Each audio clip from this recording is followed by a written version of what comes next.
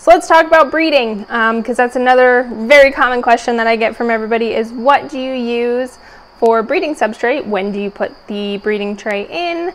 When do you take it out? Like all of the things. What do I do? So first things first, you need a tray.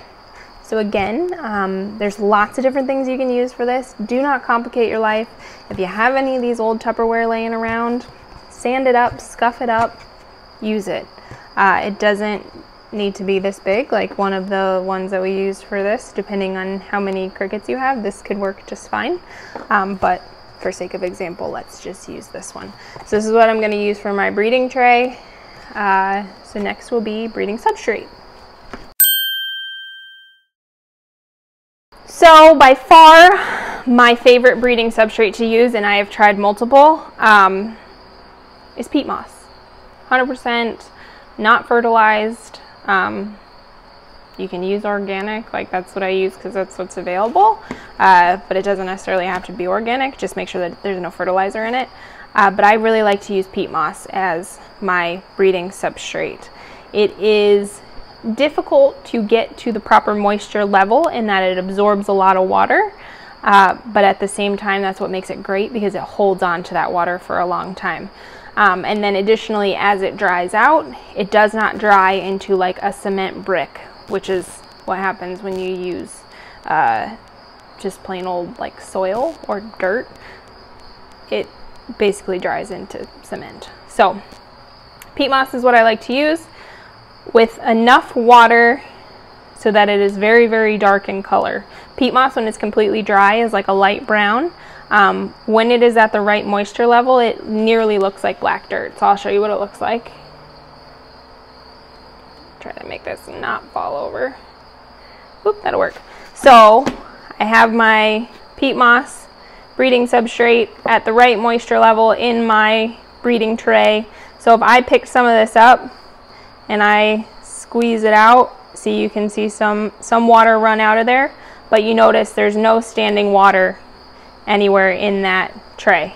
You do not want standing water, that's too much moisture. But if any of this were a light brown instead of a very dark brown, nearly black, that would not be enough moisture. So this would be the ideal moisture amount. It's kind of an art, not a science, as far as how much before you put it in the bin to be laid in. But this is what my breeding trays sort of look like. I don't use this on a large scale. I use cake pans that are made out of metal, but for a smaller scale, this will work well. Peat moss, it's the best substrate. So possibly, well, I mean, they're all of the things are important, but possibly more important than what you use for your substrate and the adequate moisture levels is your timing. When are you supposed to put these trays into the bins? Super good question.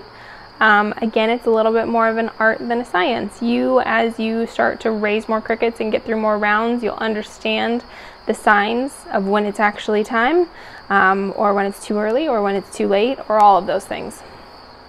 So I like to base off my females. The males will start chirping before the females are ready to go. So I like to watch my females. When I see more fully developed ovipositors than I do stubby ovipositors, I know we're getting close. So watch your females ovipositors. The other thing to do, if you start seeing holes in your housing, so if you start to see holes in your egg flats or things like that, then you know it's really time. That's kind of like a female nesting. It's one of those things that it's a good sign.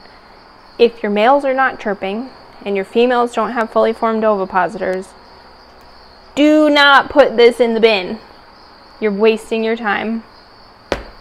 Don't do it. Have some patience. When the time is right, you'll hopefully eventually know. Don't put it in too early. Another common question, how long do you leave it in the bin? I personally like to leave it in for 48 hours. I wouldn't suggest leaving it in there longer than that. A, because it might get too dried out, And B, because your range of maturities within that round of hatching becomes really wide. If you leave it in for 5-6 days, there's a week difference in your maturity. If you don't care, maybe do that then. But I personally, 48 hours, 24 to 48 hours, depending on what you want to do, I think generally speaking is adequate. And then after you take it out, I like to put mine in a separate incubator bin. The key for incubation, the warmer you have it, the faster they're going to hatch. So if you have the temperature 85 or so, you can expect baby crickets 10 to 14 days. If you have it cooler than that, it could be as many as 21 to 25 days. The key when you have those longer times is make sure that your substrate doesn't dry out. If your substrate dries out, i.e. if you're using peat moss, turns that light brown color, you're probably not going to have pinheads that hatch. When it gets too dry, the eggs are no longer viable. So, incubate separately, keep them warm, really start keeping an eye on them. About 7 days in, you should start to notice some differences in the eggs. They should be more visible, more opaque. They'll be more of a white color, whereas when they're first laid, they're more translucent. All things to just observe and notice.